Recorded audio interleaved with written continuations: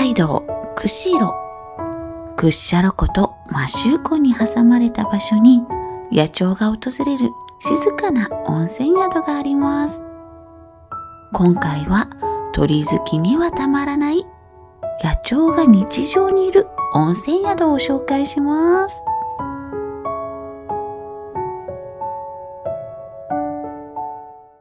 到着したのはすっかり暗くなってから。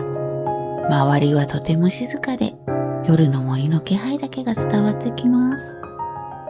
今回案内してもらったのは2階の白樺というお部屋。窓からは庭に来る鳥たちがよく見える場所にしてくれました。お部屋はとてもシンプルで落ち着いた空間です。余計なものがなく、必要なものだけが揃っているので、ここでは外の景色や時間の流れが主役になります。夜の窓の外には森の気配が静かに広がり、風の音や木々のざわめきが自然をそっと感じさせてくれます。旅館ゾーンにはゆったり座れる椅子もあり、そこに腰を下ろすと外の景色をぼんやり眺めながら何もしない時間を楽しむことができます。何もしなくても心がほどける時間が過ごせました。館内には暖かい空気があります。暖炉のある空間と森を望む大きな窓、外の景色を眺めながらただ座って過ごす時間もこの宿の楽しみの一つです。本棚には漫画や本が並んでいて、宿泊者ノートも置かれています。これまで泊まった人たちの言葉を読むと、この宿が長く愛されてきた理由が少しわかる気がしました。そして館内には看板犬の姿もありました。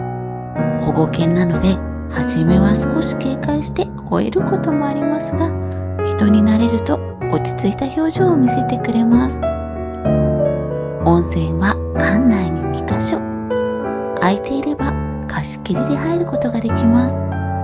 周りを気にせず静かにお湯に浸かれるのは嬉しいポイントです。お風呂は内湯と露天の2つ。どちらも家族で入れるぐらいの広さがあります。露天風呂は温度がぬるめで時間を気にせずゆっくり浸かれました。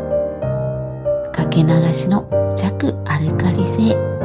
湯上がりは肌がツルツルになる感じ。静かな場所でただお湯に浸かる、一番贅沢に思える時間を過ごせました。夕食は見た目にも丁寧さを感じる内容でした。最初に出てきたのはアボカドとリンゴのサラダ。盛り付けが綺麗で食事の時間が静かに始まります。オニオンスープの優しい香りの後、メインは根室産の秋鮭の香草焼き。かぼちゃのグラタンは皮ごと食べられるほど柔らかく、素材の味が生きてました。そしてしっかりとしたコクのハッシュドビーフ。ここでマシューブルーハイボールで乾杯。食事の時間がさらに特別に感じられました。食後にはおかみさんのお手製のプディング。派手さはありませんが、一つ一つに手をかけているのが伝わる夕食でした。夕飯をゆっくり楽しんだ後は部屋に戻ってお酒を片手に静かな夜を過ごしました。夜の森に包まれながら眠りにつきました。朝になると庭の景色が一変します。大きな窓の向こうにはたくさんの野鳥たちが訪れます。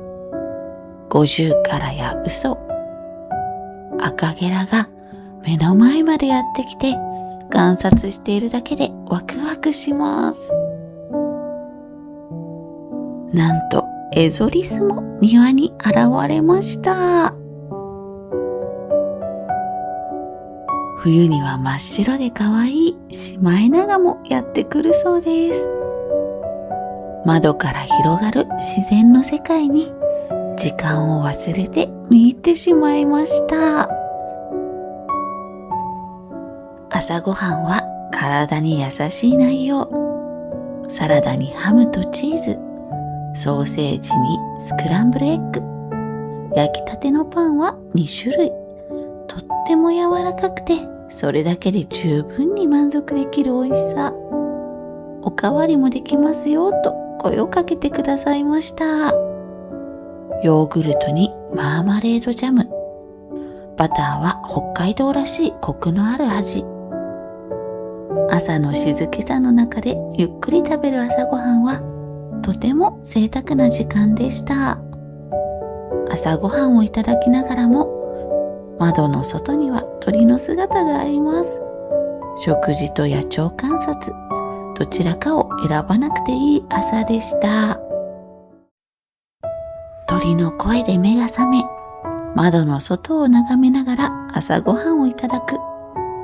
観光地を巡らなくても、ここでは時間そのものが旅になります。グッシャロ湖とマシュー湖に挟まれた静かな場所にある小さな温泉宿。野鳥が好きな人にはきっと忘れられない滞在になると思います。この動画がどなたかの旅の参考になれば嬉しいです。それではまたお会いしましょう。